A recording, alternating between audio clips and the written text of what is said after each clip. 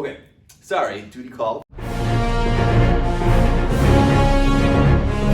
Okay, all right. I'm going to talk to you a little about shock, and I'm going to talk about it in a little bit different way than you've probably heard before, or at least bring some different concepts in. I am sure that if you have heard about shock at some point in your career, you've seen a table that I'm about to reproduce here almost everywhere. And generally, shock is divided into these four major subtypes, which are hypovolemic, cardiogenic, distributive, and obstructive.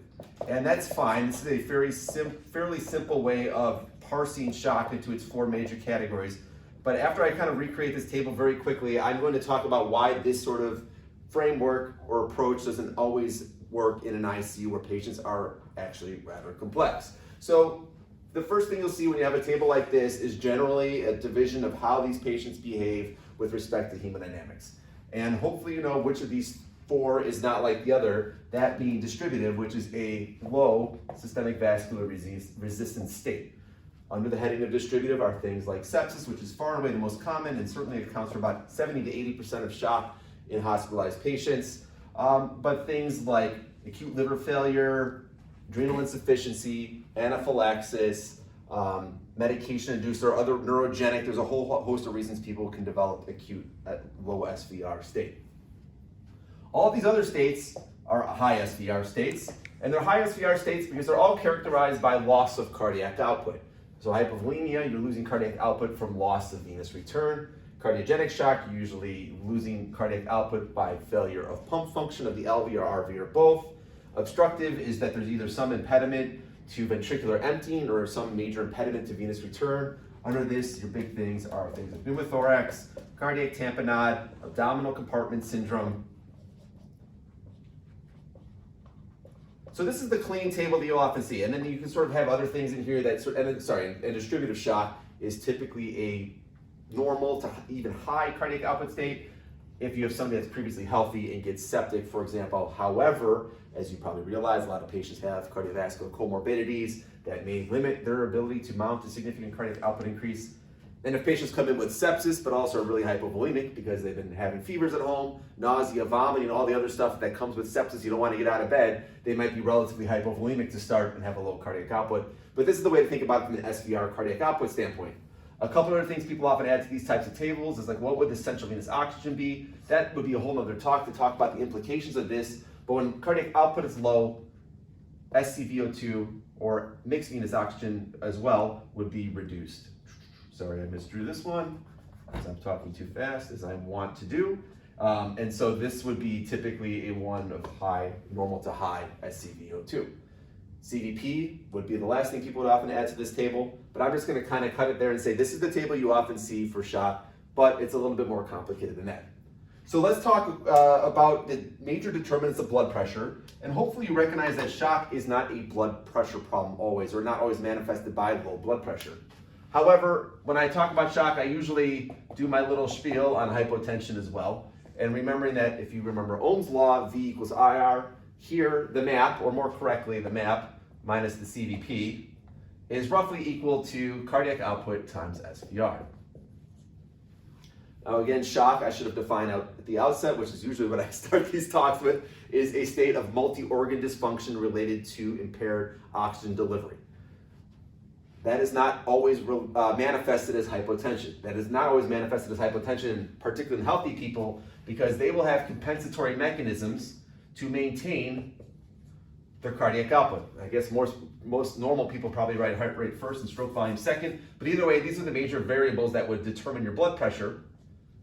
But they're also very relevant thinking about shock more broadly. So if you have somebody that develops significant hypovolemia, the quintessential example being a trauma victim, they will have 20 to 30% blood loss before they become hypotensive, because if they're young, healthy, and have no comorbidities and are on no medications, their heart rate will increase to compensate for the falling stroke volume, their SVR will increase, so hypotension is a late manifestation.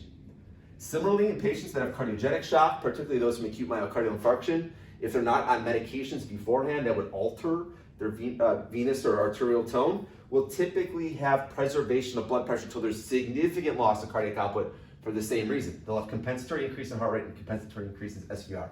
Same would go for this as well. So blood pressure alone cannot be relied upon to rule out a state of shock. However, I do feel like it's a useful framework for talking about all of the factors that make some patients have a multifactorial or a mixed type of shock. So I'm just going to wrap up this talk then by expanding on a little bit on this. And maybe I should, well, I'm not going to erase this. I'm just going to build from here. So heart rate is relatively intuitive, right? Heart rate will go up. People can be on beta blockers or have other rhythm problems that would affect the heart rate, but that one I don't usually spend a whole lot of time on. I do like to point out that SVR, people think about mostly as an arterial tone problem, especially when they're looking at the mean arterial pressure. But recognize that low SVR states, like distributive shock of sepsis, are not just loss in arterial tone that leads to low mean arterial pressure, but loss of venous tone, which leads to reduction in venous return. Now let's talk about this one as well. This is a big thing, right? So stroke volume is determined by three big variables: your preload, your contractility, and your afterload. And I think it behooves us again to define terms. I forgot to define shock at the outset. That was silly me. But let's kind of define preload. I ask a lot of people, what does preload mean? They say pressure, they say volume. No universal definition of preload. The definition I have found and I have settled upon is end diastolic wall stress.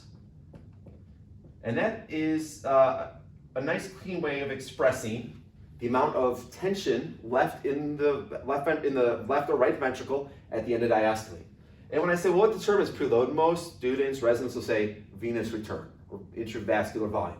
And that is true. That is a big part of this. Venous return will be if not probably the primary determinant of preload. However, there's some things about the patient you can or cannot control that also affect preload. One is simply age, and with age. I know. What's up? I'm sorry. What? Sorry, duty called. I am back, and I'm going to wrap this up. So first, we talked about venous return being a major determinant, if not the primary determinant of preload or end diastolic wall stress. However, there's a couple of things that are somewhat under our control and some things that aren't under our control that also affect preload and can be a big part of trying to understand why a patient is or isn't getting better with shock. One is something that's age-related, far more common as people age, and that's simply the inherent compliance, so the stiffness of the ventricles. And of course, a more compliant ventricle is one that can accept more volume at a lower pressure. So as people age, the ventricle stiffens, that can be a problem. That we have somewhat limited control over that. Related to that is also the lusitropy of the heart, which is the active metabolically dependent relaxation under the influence of the adrenergic nervous system. So if somebody's on a beta agonist, like dobutamine, for example, you can potentially enhance that. Now with that though, you have a trade-off, and remember that filling time is also important. So people that have stiff ventricles with tachycardia may have impaired filling time, so that may reduce preload. So these kind of things are not really controllable, somewhat controllable, but there might be a trade-off here. Then you also have to remember that diastolic wall stress is determined by things outside the ventricle itself. So you have to remember that pericardial disease, and then intrathoracic pressure, which especially in an ICU is a big part of this, can also affect our preload. And of course, higher the intrathoracic pressure is if the patient's on a ventilator, or if the patient has intrinsic intrathoracic pressure from like air trapping from bad COPD or something like that, those would also reduce preload. Contractility, I didn't leave enough space for, but that's fine, because really there's not a whole lot to say here except for that this is something that is under our control if we want to use inotropes and we feel that's safe and appropriate intervention. Then of course the afterload too is, really when we're managing shock, we're rarely trying to manipulate the afterload, with the exception probably of cardiogenic shock, where sometimes you get patients who come in with just an incredibly high SVR state. Usually these are patients that were previously healthy or had minimal history, have a major STEMI or some other major cardiac issue, and still have this high SVR state that is impairing stroke volume. So SVR, when I ask students, residents, like what determines what determines afterload, they tell me blood pressure. Sure, blood pressure is a big part of it. Like the SVR is connected to the afterload. SVR is mostly coming though from arterioles, smaller blood vessels, which are under the influence of the sympathetic nervous system and other mediators. However, there's also an inherent, again, stiffness of things. So here, this is the inherent stiffness of the vessels. So if a patient is 80 years old and has smoked for 50 plus years and has a lead pipe aorta, that is going to be a source of increased afterload chronically. And that will make some of these patients really difficult. So you might do everything right here and everything right here and then still not getting a great blood pressure. Well, that's because there's poor coupling or poor interface between the LV as it's trying to empty the aorta, it's hitting a brick wall. Afterload then, of course, is also dictated by things that are obstructions to outflow, particularly when I see this a lot more on the left side of circulation in adults, things like aortic stenosis, hypertrophic cardiomyopathy. We don't see things like aortic coarctation or whatever in older people usually, but these are also sources of afterload. And again, usually in shock, we're not manipulating these, except for in cardiogenic, where we're often trying to decrease SVR when that really seems to be an impediment to a failing ventricle. The last couple of points I'd like to make here are just I think a lot of echocardiograms get ordered and trying to understand patients' shock state. And there's this chronic misinterpretation about what a left ventricular ejection fraction means. Suck this all up, take this all in. I'm going to race the middle here and just kind of point out the limitations of an ejection fraction. Because sometimes you'll hear people say, oh, LVEF is greater than 70%. Great. Or LVEF is less than 20%. That must be the cause of their shock. And the reality is, hopefully you realize that this is an ejection fraction. So this may be actually very bad. Somebody who's in hypovolemic shock ought to have a left ventricular ejection fraction greater than 70%. If they're bleeding to that, their ventricle will do this. Similarly, if a patient has chronically depressed left ventricular function and has developed significant left ventricular dilation, an ejection fraction of, let's say, 20 to 30%, if the end diastolic volume is 200 mLs, which we see often enough, will give them a stroke volume of 40 to 60 mLs. And at a heart rate of, let's say, 80, you can do the math, that's 4.8 liters per minute. That's a pretty normal cardiac output. So people that have significant impairment in ejection fraction can have a normal cardiac output. So the LVEF is a very poor marker to understand what is going on in a shock state. Because you can have somebody like this, LVEF less than 20%, who has no limitation in cardiac output, or you can have somebody that's developed an acute MI, and I'll make this person have EF of 35%, but they came in without remodeling and their end diastolic volume in health is 80 mLs. Well, do the math here, that's about 28